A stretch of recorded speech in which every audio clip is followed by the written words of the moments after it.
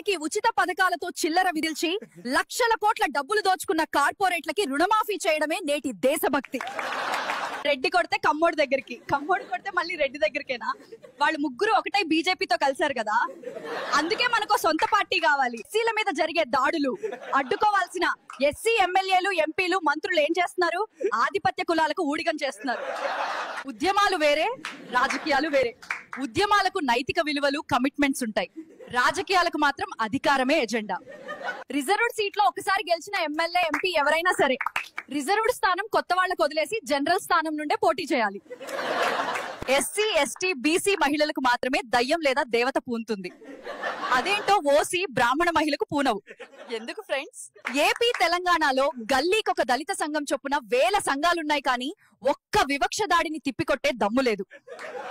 Service లో ఉండగా సాటి దళితుల మొహాలు కూడా చూడని ఎస్సీ ప్రభుత్వ ఉద్యోగులు రిటైర్ అయి రిజర్వ్డ్ సీట్లలోనే పోటీ చేసి ప్రజాసేవ చేస్తారట. హిందూ, ఓసీలు, బీసీలు క్రైస్తవం స్వీకరించినా వారి కులం మారదు, కానీ ఎస్సీలు క్రైస్తవం స్వీకరించినప్పుడు వారి కులం మారుతుందంటారు. ఇది కుట్ర కాదా? 5% రెడ్లకు పోటీగా 4% కమ్మలు పార్టీ పెట్టారు. వీళ్లకు పోటీగా 18% కాపులు పార్టీ పెట్టారు. మరి 20% పైన ఎస్సీలకు పవర్ వద్దా? Reddy says Naidu stole 6 lakh crores. Naidu says Reddy stole 10 lakh crores. Even with evidence, no one goes to jail. అమ్మారెడ్లు ఒకరి మీద ఒకరు లక్షల కోట్ల ఆరోపణలు చేసుకుని అధికారాన్ని షేర్ చేసుకుంటూ దోచుకుంటుంటే ఎస్సీలు చెరో వైపు చేరి వాళ్ల కోసం చస్తున్నారు. 6 లక్షల కోట్లు రెడ్డి దోచాడని నాయుడు అంటాడు, నాయుడే 10 లక్షల కోట్లు దోచాడని రెడ్డి అంటాడు. దళితులు మాత్రం వారి కోసం తన్నుకు సస్తున్నారు. ఓసీ కులాల వారిని పెళ్లి చేసుకున్న ఎస్సీ మహిళలు రిజర్వ్ స్థానాల్లో పోటీ చేస్తే గెలిచేది ఎస్సీ అయినా పాలించేది మాత్రం ఓసీ కులాలే. ఐఏఎస్, ఐపీఎస్, సివిల్ స్థాయి జాబ్స్ చేసిన ఎస్సీ, ఎస్టీలు పాలిటిక్స్ లోకి వచ్చి జనరల్ లో కాకుండా రిజర్వ్డ్ స్థానాల్లో పోటీ చేస్తే వారిని ఓడించాలి. పొలిటికల్ పవర్ కోసం కలవాల్సిన చోట విడిపోతారు మన వాళ్ళు, కలవకూడని సందర్భంలో కూడా కలిసిపోతారు ఆధిపత్య కులాల వాళ్ళు. లక్షల కోట్లు దోచుకునే మీ ఆధిపత్య కులపోళ్లను అనడానికి నోరు లేవదు, గాని ఎస్సీ రిజర్వేషన్ల మీద మాత్రం విషం కక్కుతారేంట్రా? SC, ST, BC women only get possessed by a demon or a goddess. Why don't OC, Brahmin women get possessed? Why, friends? Hindu, ఓసీలు, బీసీలు క్రైస్తవం స్వీకరించినా వారి కులం మారదు, కానీ ఎస్సీలు క్రైస్తవం స్వీకరించినప్పుడు వారి కులం మారుతుందంటారు. ఇది కుట్ర కాదా? తమ జనాన్ని చుండూరు, కారంచేడులో ఊచకోత కోసినందుకు కమ్మలకు మాదిగలు, రెడ్లకు మాలలు భలే ఊడిగం చేస్తున్నారుగా.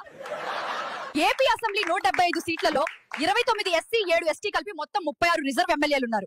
కానీ ఎస్సీ, ఎస్టీ సమస్యల గురించి ఒక్కరూ నోరెత్తి మాట్లాడరు. గుళ్ళోకి వస్తే లేపేస్తాం అనేది వాళ్లే, చర్చికి పోతే తల్లి లాంటి మతాన్ని వదిలేస్తున్నారు అనేది వాళ్లే. మన హక్కుల కోసం మాట్లాడే ఒక పార్టీ లేకపోతే మన బతుకులు ఇంతే. ఈ ఐఏఎస్, ఐపీఎస్, ఐఆర్ఎస్ లకు రాజకీయాలు ఎందుకు?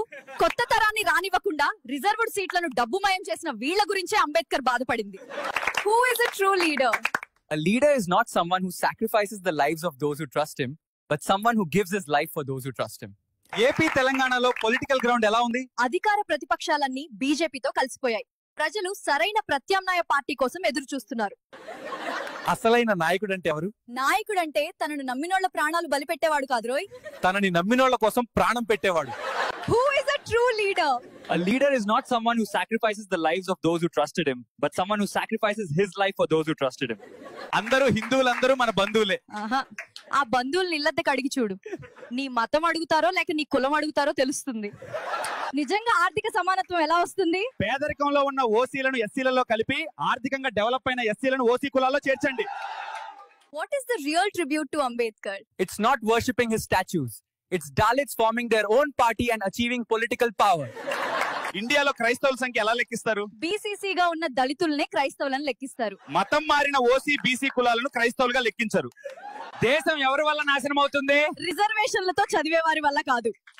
డొనేషన్లు కట్టి మెరిట్ డిగ్రీలు కొనుక్కునే ఓసీ కులాల వల్లనే లక్షల కోట్ల అవినీతి చేసే పొలిటీషియన్స్ తో మనం ఎలా పోరాడాలి? దళితులు ఇగో ఫీలింగ్స్ వదిలి అంబేద్కర్ చెప్పినట్టే సొంత పార్టీ పెట్టాలి. ఇందాకెవరో నన్ను తక్కువ కులం దానివి అన్నారు, దాని అర్థం ఏంటో తెలియట్లేదు. అంటే ఎక్కువ కులం వాళ్ళకి ఎక్కువ నాన్నలు ఉంటారేమో, అంతేనా ఫ్రెండ్స్? తోటి మనిషిని కూడా మతమని, కులమని దూరం పెడుతూ దేశం మొత్తాన్ని ప్రేమిస్తున్నావంటే నిన్నెలా నమ్మాలరా హైబ్రిడ్ బత్తాయి? జనరల్ స్థానాల్లో ఎమ్మెల్యే, ఎంపీ టికెట్లు ఇవ్వరు గాని దళితుల మీద మాత్రం తెగ ప్రేమ ఒలకపోస్తారు అన్ని పార్టీలలో ఉన్న ఆధిపత్య కులాల నాయకులు కదా ఫ్రెండ్స్. ప్రభుత్వ సంస్థలు నష్టాల్లో ఉన్నాయని ప్రైవేట్ కంపెనీకి అమ్మేసి అదే ప్రైవేట్ కంపెనీలు నష్టాల్లో ఉన్నాయని వాడి రుణాలు మాఫీ చేయడమే దేశభక్తి. ఏపీలో 20% పైగా ఉన్న దళితులు సొంత పార్టీ పెట్టుకోకుండా 5% ఉన్న రెడ్ల పార్టీకి 4% ఉన్న కమ్మ పార్టీకి ఊడిగం చేస్తారేంట్రా నాయన? దళిత క్రైస్తవులారా, ఒక చేత్తో బైబిల్ మరో చేత్తో రాజ్యాంగం పట్టుకుని ఆ చర్చి గోడలు దాటి రాజ్యాధికారం కోసం పోరాడండి. మనకు ఉద్యోగం రాకపోతే గతజన్మ పాపం అనే బ్రాహ్మణుడు పాపం అతనికి ఉద్యోగం రాకపోతే రిజర్వేషన్లని ఏడుస్తాడు.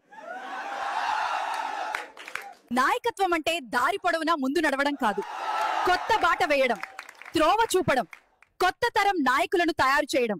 ఒక మతం నుండి మరో మతంలోకి మారేలా మత స్వేచ్ఛ చట్టం ఉన్నట్టు ఒక కులం నుండి మరో కులానికి మార్చుకునేలా కులం హక్కు చట్టం చేయండి స్వామి. పాపన గుళ్లలో మొక్కే మొక్కులు, వైశ్యుల షాపుల్లో ఖర్చు చేసే డబ్బులు, మతోన్మాద ఆధిపత్య కులాలకు వేసే ఓట్లు, ఇవి మనకు మనం వేసుకునే ఉరితాళ్లు. ప్రజలు పన్ను రూపంలో కట్టిన డబ్బును ప్రజలకు హక్కుగా కాకుండా దాన ధర్మంగా పార్టీలు ప్రకటిస్తుంటే ఎలక్షన్ కమిషన్ ఏం చేస్తుందో? చేసే వృత్తులను బట్టి కులాలు ఏర్పడ్డాయనే సన్నాసి. ప్రపంచంలో ఏ దేశంలో కూడా ఈ దిక్కుమాలిన కుల వ్యవస్థ ఎందుకు లేదు? ప్రజాసేవ అంటే 100 కోట్లు ఖర్చు ఎందుకు చేస్తారు ఈ పొలిటీషియన్స్? ఎందుకంటే అలా చేస్తేనే కదా అధికారం వచ్చి లక్షల కోట్లు వెనకేసుకోగలరు. చిన్న పక్షి కూడా తనకు సొంత గూడు నిర్మించుకుంటుంది. అన్ని స్టేట్స్ లో మెజారిటీగా ఉన్న దళితులు సొంత పార్టీ కోసం ఎందుకు ప్రయత్నించారు ఫ్రెండ్స్? ప్రభుత్వాన్ని నడిపే సీఎంలు, మంత్రులు, అధికారులు తమ పిల్లలను ప్రభుత్వ స్కూళ్లలో ఎందుకు చదివించరు? ప్రభుత్వ హాస్పిటల్స్ లో ఎందుకు చికిత్స చేయించుకోరు ఫ్రెండ్స్? రిజర్వేషన్ల వల్ల దేశం నాశనం అయిపోతుందంటూ అరుస్తున్న ఆధిపత్య కులాల బత్తాయిలు అన్ని పార్టీల అధ్యక్షులు మీ కులాలోళ్లే కదా. దమ్ముంటే all parties are with BJP. If the third alternative party, as Baba Sahib said, comes now, we can plant the flag. అన్ని పార్టీలు బీజేపీతో కలుసున్నాయి. బాబాసాహెబ్ చెప్పిన విధంగా 3వ ప్రత్యామ్నాయ పార్టీ ఇప్పుడు వస్తే జెండా పాతేయొచ్చు. పార్టీ అనేది ప్రజల వాయిస్ అయి ఉండాలి.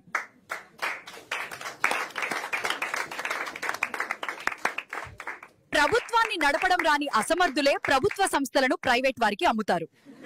సమర్థులైతే మరిన్ని ప్రభుత్వ సంస్థలను నిర్మిస్తారు.